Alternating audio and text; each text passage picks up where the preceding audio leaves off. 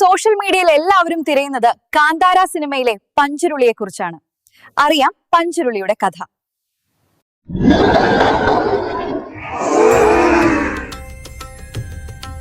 വളരെ പണ്ട് സത്യയുഗത്തിൽ ഒരു കാട്ടിൽ ഒരു കാട്ടുപന്നി 5 കുഞ്ഞുങ്ങൾക്ക് ജന്മം നൽകി.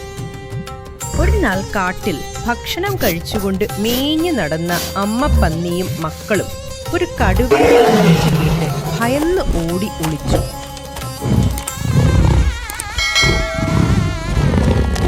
എന്നാൽ അവയിൽ ഒരു ആൺകുഞ്ഞ് കൂട്ടം തെറ്റി കാട്ടിലകപ്പെട്ടു.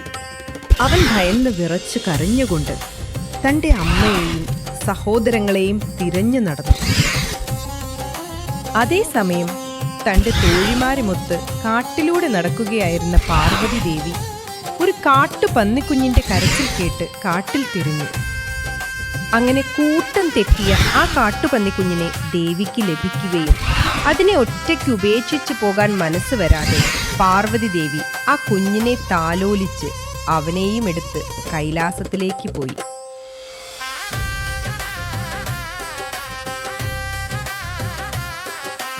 കൈലാസത്തിലെത്തിയ ദേവി നടന്ന സംഭവം തൻ്റെ പതിയായ പരമശിവനെ അറിയിക്കുകയും അവനെ കൈലാസത്തിൽ വളർത്തുവാനുള്ള അനുവാദം ചോദിക്കുകയും ചെയ്തു.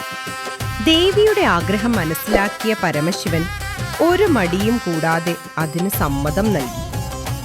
ദേവിക്ക് അവൻ പ്രിയങ്കരനായി മാറി. അങ്ങനെ കൈലാസത്തിലെ ഉദ്യാനത്തിൽ അവൻ കളിച്ചു വളർന്നു. വളരും തോറും അവന്റെ കുസൃതികൾ വർദ്ധിച്ചു. അവന് നല്ല വലിപ്പമുള്ള തേറ്റകൾ വളർന്നു.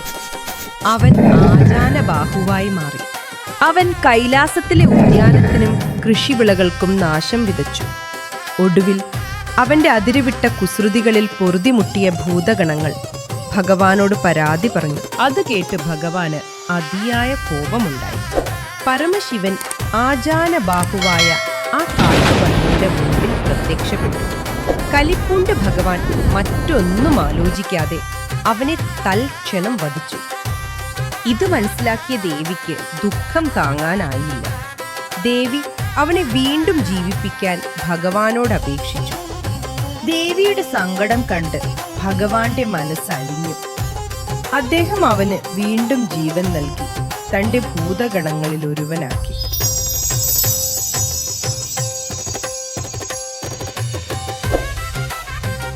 ഭഗവാൻ അവനെ ഭൂമി സംരക്ഷിക്കാൻ വേണ്ടി അവൻ പിറന്ന ഭൂമിയിലേക്ക് തന്നെ അയച്ചു.